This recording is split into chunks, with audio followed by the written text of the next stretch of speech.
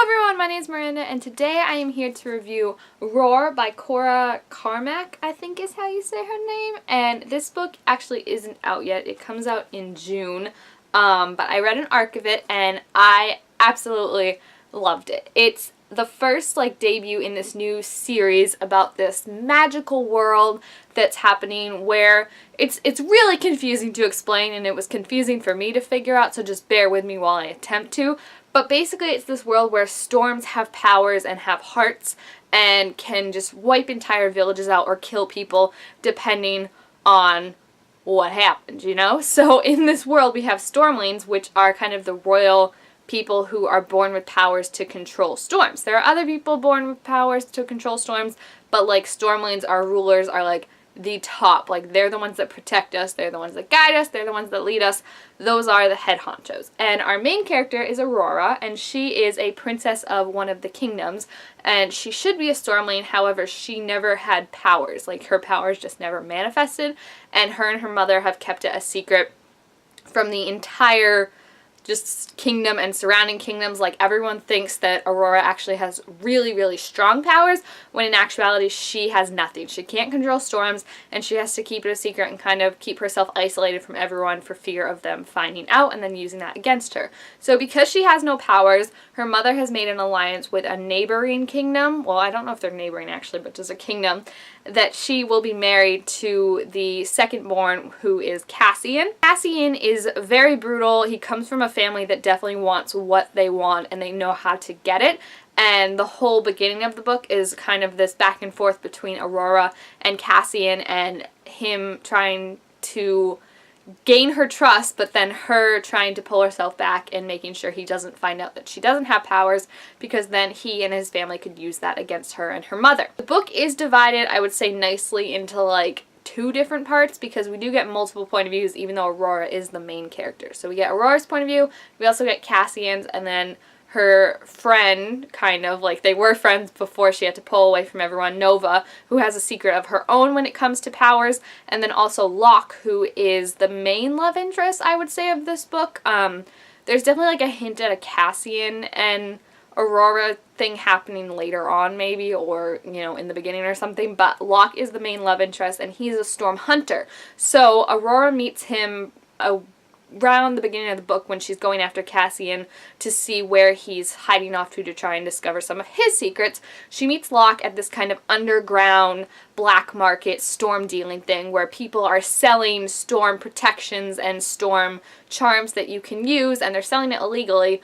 But she finds out that Locke is a storm hunter and part of this group of people who were born without storm powers but managed to get them. Now, this is obviously very fascinating and very interesting to Aurora because she doesn't have any powers. She wasn't born with any, and she thinks that if she can get powers like Locke and his crew could, then she can come back, rule her country, and not have to worry so much about being exposed and losing her grip on her country and losing to Cassian and his family. Where the book takes off from there is where the main split is. It's that she decides to go off and join this group as a secret kind of. She runs away from home, she tells them, she changes her name to Roar, and the whole book then is about her discovering herself and trying to come into who she is and be with this kind of makeshift family that she's found. And it is a lot, I will say. The description is huge, because I wouldn't say probably not till page 100 is when things really getting spoilery, where everything I just said is on the back cover, so it's not spoilers or anything. But I really, really enjoyed it. I think it's a great premise start to a series. I mean, it's definitely, it's not standalone. There are a lot of questions and things that are set up that aren't answered directly in this book, and I know that can be a bit frustrating. That was one of the problems I had with The Bone Witch, if you've read that, is that I loved it. I thought it was really good, but at the same time I just wanted so much more. I could tell it was written to be a series, and I feel like that has less of an issue, but definitely in this one you can tell that there are things that you're going to find out that you don't get a payoff in this book, so you have to be okay with that. There are some cases of insta-love, I will say. Locke and Roar have a cute relationship, but at the same time, I feel like it is insta-lovey, but they stayed away from each other for so long that when they finally do start to connect more, that's when they lost it for me, and I'm almost slightly worried that there's going to be a love triangle in the next book between a character that we only met towards the end and Roar and Locke, and maybe that's why their connection doesn't seem as strong. I don't know. After reading Shatter Me, the whole Adam and Juliet thing, that gives me trust issues, guys. So, like, as soon as I read it, I was like, is this just, like, their relationship needs work, or is their relationship not supposed to work, you know? Ugh. But overall, I really loved it. I thought Roar, the journey she goes through in this book is really, really intense. And she's a very, very well-fleshed character, I would say. I think she suffers a bit in the beginning from strong female character syndrome, where everyone's telling her she's strong, but at the same time she knows that it's kind of an act that she puts on. So that's why I was kind of more okay with it than, like, say Graceling or something like that, where everyone's like, you're so strong, and I'm like, prove it.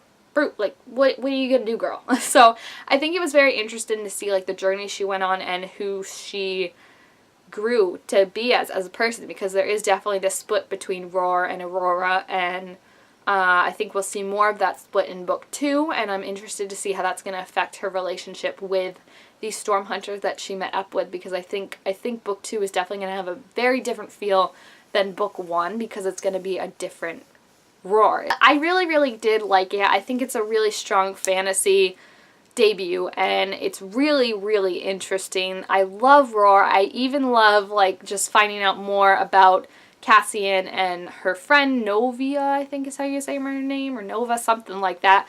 I think there's a lot of potential in this series, which is very cool. I like the book, but I feel like my feelings might change as the series goes on, you know, like if we get payoff or if I don't agree with some of the things that happen. So we'll see, but I definitely recommend you checking this book out. I mean, the cover is badass enough as it is. Like, that would be a reason alone to check it out. I gave it 4 out of 5 stars, and I'm really excited to see what the next book is going to be and see the cover and all that, and I'm super intrigued, I think. And I haven't been intrigued by a new series in a while, so I'm very, very interested to see how it's going to play out. And if you are interested in reading it or have read it, feel free to leave your thoughts about it down below in the comments, and also make sure to give this video a thumbs up if you enjoyed it, and subscribe to my channel down below to be told to make all sorts of new videos, and I will see you guys next time. Bye! The book is called Roar, and, like, you think, like, that would make me have Roar by Katy Perry stuck in my head, but I actually have Rise by Katy Perry stuck in my head, and it's just a confusing situation.